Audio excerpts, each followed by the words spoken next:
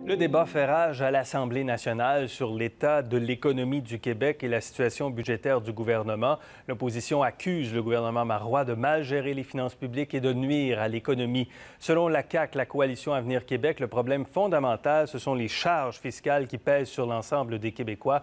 On en parle avec Christian Dubé, porte-parole en matière de finances à la CAQ. Bonsoir, M. Dubé. Bonsoir, M. Bienvenue à RDI Économie. Merci. Vous voulez réduire le fardeau fiscal, donc baisser des taxes ou des impôts, mais en même temps, vous voulez le déficit zéro cette année, en 2013-2014. Comment on fait pour concorder tout ça? Bien, en fait, c'est le mandat qui m'a été demandé avec un petit groupe de travail pour s'assurer qu'on donne un répit à la classe moyenne, aux familles, parce qu'il y en a un petit peu trop d'impôts. Et pas juste des impôts, des taxes, comme vous avez bien dit, parce qu'on peut penser à la taxe santé, mais regardez toutes les taxes qui ont été augmentées récemment. Alors, il faut trouver une façon de garder cet équilibre-là et de leur donner une marge de manœuvre. Puis pour faire ça, bien, il faut questionner les dépenses du gouvernement.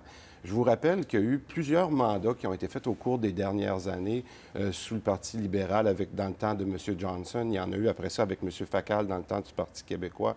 Mme Forget le fait 7 ans plus tard. Alors nous, on veut prendre l'avant parce que, vous le savez, bien, c'est pas vraiment l'économie, le forfait du Parti québécois. Alors nous, on va de l'avant, puis on veut faire cette analyse-là pour trouver des places. Questionner les dépenses, ça veut dire quoi? Couper dans les dépenses? Bien, pas nécessairement. Lorsqu'on a un plan de match, on doit s'assurer, premièrement, qu'on regarde où est-ce qu'on pourrait optimiser les dépenses. Puis je ne veux pas jouer sur les mots, mais vous savez très bien qu'on va avoir une opportunité, avec le vieillissement de la population, d'avoir des départs massifs d'employés de l'État. On le fait déjà. Il y a plein de postes qu'on ne remplace pas présentement. Mais malheureusement, on les a remplacés. Et si on regarde depuis 10 ans, la fonction publique n'a pas baissé. Elle a augmenté de 10 au moment où la population n'a pas augmenté de 10 Alors, des fois, on joue un peu avec les chiffres. On fait passer des gens de la fonction publique à des nouvelles agences, à des nouveaux programmes.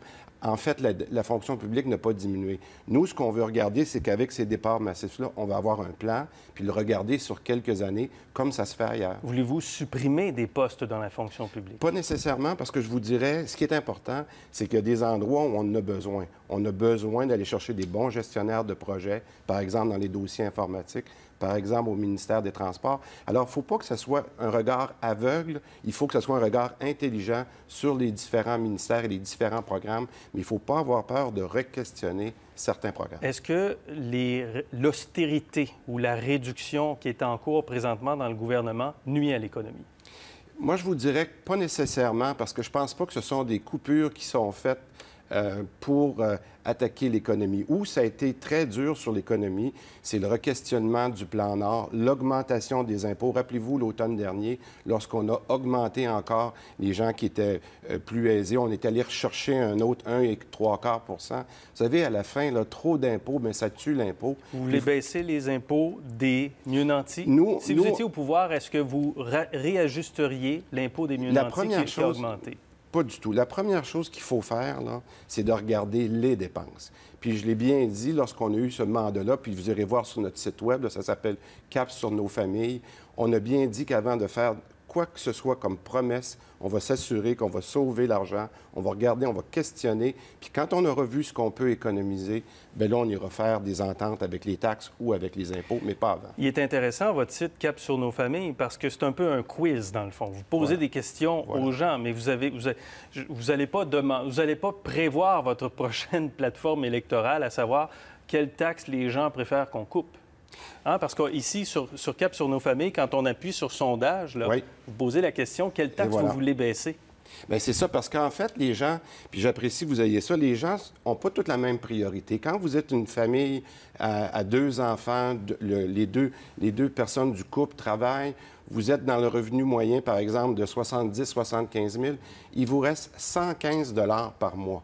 115 $ par mois quand vous avez tout payé, les impôts, les taxes. Mais votre plateforme, est-ce qu'elle va tenir sur la réponse qui sera sortie le plus souvent? Voilà, c'est ça. Nous, on va regarder puis on va dire, écoutez, dans certains types de familles, ce qu'il faut faire, c'est premièrement, la taxe santé, ça fait longtemps qu'on s'est fait promettre qu'elle devait être enlevée.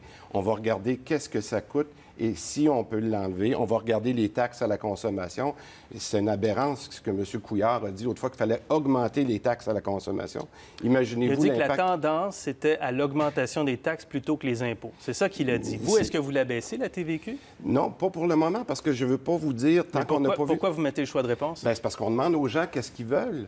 Parce que les gens, c'est ça qu'ils veulent savoir. Ils veulent savoir s'il y a de la marge de manœuvre au gouvernement.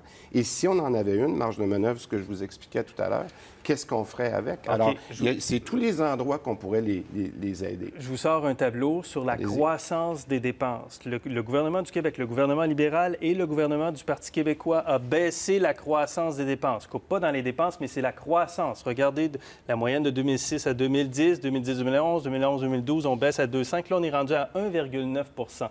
Une faible croissance des dépenses. Ça fait pression sur l'économie. Je vais vous voulez aller plus loin que ça? Je vais vous mettre au défi. Le 1,9 que vous avez là, c'est ce qu'on appelle, puis je m'excuse de rentrer dans le détail, on appelle ça des dépenses non consolidées. Parce que le gouvernement regarde juste, quand il vous donne ces chiffres-là pour se bomber le torse un peu, nous dit c'est 1,9 mais il oublie tous les organismes, tous les fonds spéciaux, tout ce qui est mis de côté. Quand vous allez avoir le résultat consolidé au mois d'octobre, on regardera ce chiffre-là, il va être à 2,3-2,4 ce qui est à peu près la norme. Ouais. Alors, il faut faire attention dans les chiffres qui sont véhiculés. Vous voulez qu'ils soient plus bas que ça? C'est sûr qu'on doit contrôler ces dépenses-là. Mais est-ce qu'on doit les baisser? C'est ça que je vous demande. Est-ce que ce chiffre-là doit être plus faible parce qu'il y a un impact économique à baisser les dépenses? Bien, c'est sûr, le gouvernement est rendu à peu près à 47 du PIB du Québec.